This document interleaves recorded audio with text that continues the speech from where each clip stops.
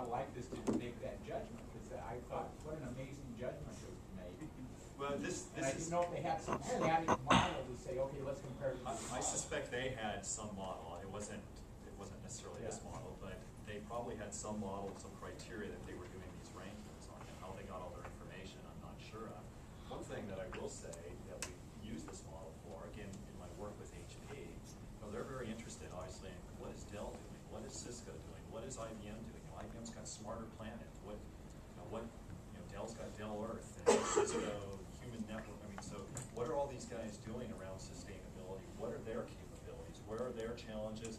And so we used it as a way to kind of do some rating within the IT industry as well. But I do think, from a 50,000 feet perspective, this model is meant more for internal use rather than external rankings. But it does allow you to benchmark against other companies, and if you start looking at what they're doing against other companies. Because I thought there was a logical progression that there would be benchmarking capabilities. Yeah, it enabled us to create benchmarking in the beverage industry where there wasn't any before. I think there was a few questions right here. Yeah, I love what you guys are doing. It seems like, it's great to hear these stories that internal champions really pushing for these changes. And it seems like you guys are going to run into the same challenge that our previous speaker from Clorox did, where they can make all these great internal operational advantages and savings, but at some point they got to look at the bleach or the ingredients and those sorts of things. And I'm wondering, where does that fit into the model? This is your aspartame. Yeah, this is a great question. So his question is that you look at all of your operations and you start to bring sustainability into your own business operations, but then how does that translate into the products that you make? Is that right? And that's a really, I mean, it's a really great question. I think in order, especially for companies that are in existence and they're not going to change what they're doing, then you start to, this creates the cultural shift that enables that to happen. I mean, And that's where level 5, this is where level 5 comes in. And you can think about I'm sorry, I don't remember his name, but the person yesterday who talked about you don't have to go from A to Z in one step. You can just go from A to B, B to C. And if we walk into a company that's anywhere between level 1 and level 3.5, and we say, hey, so just so you know, FYI, level 5, you got to stop selling Red Bull. It's not. we're going to start selling naps. It's not, Pay for your iron nap here. It's challenging, but as Jamie, Yeah.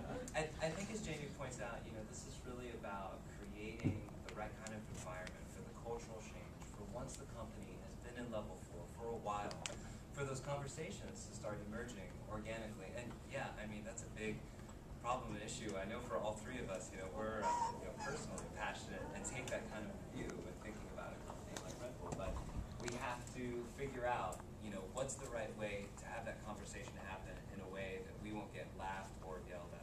So, and another thing, like we heard from Nike with the considered line, having a model like this enables you to bring new frameworks into the company. So let's say you want to bring the natural step into the company.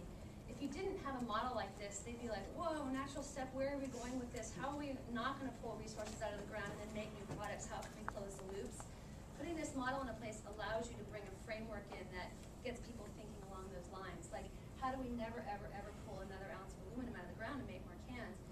And so. That's a really good point, because this model really can work in conjunction. This is a management model, so this can work in conjunction with, these sustainability frameworks like natural step or natural capitalism or cradle to cradle or whatever you embrace something.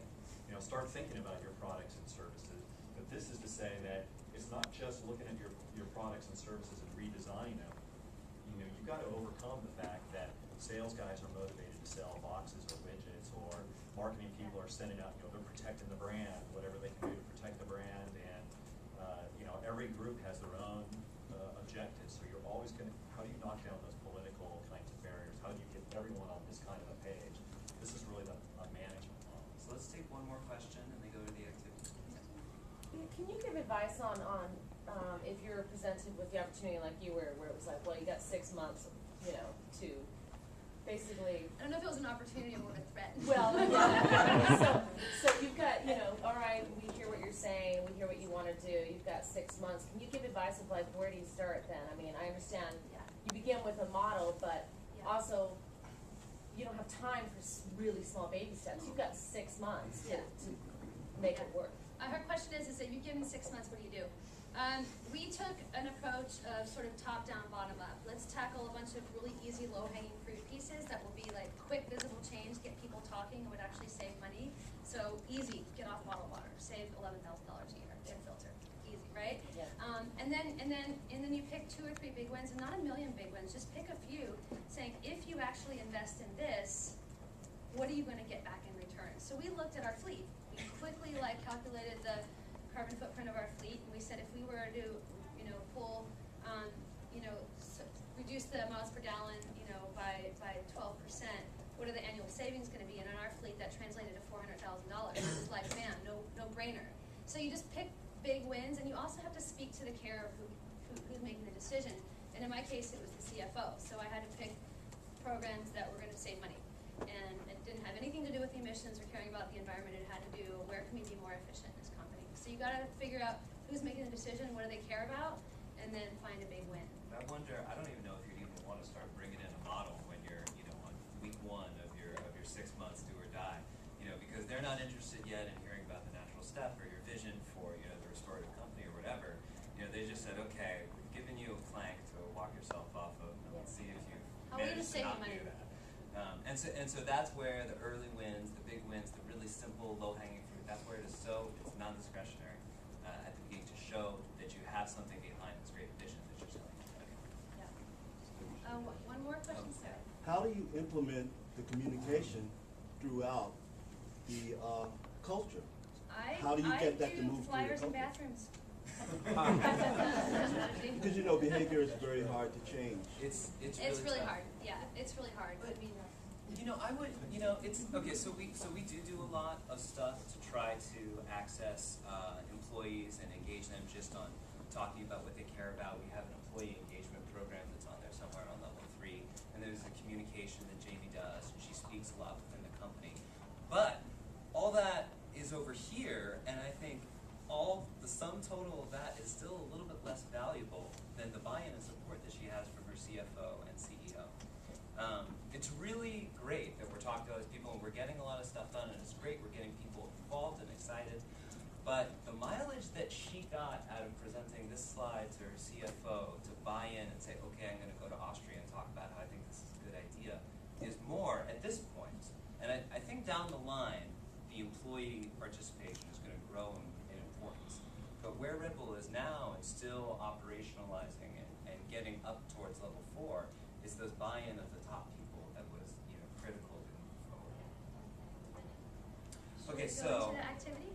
I think we should, especially seeing that we only got 10 minutes.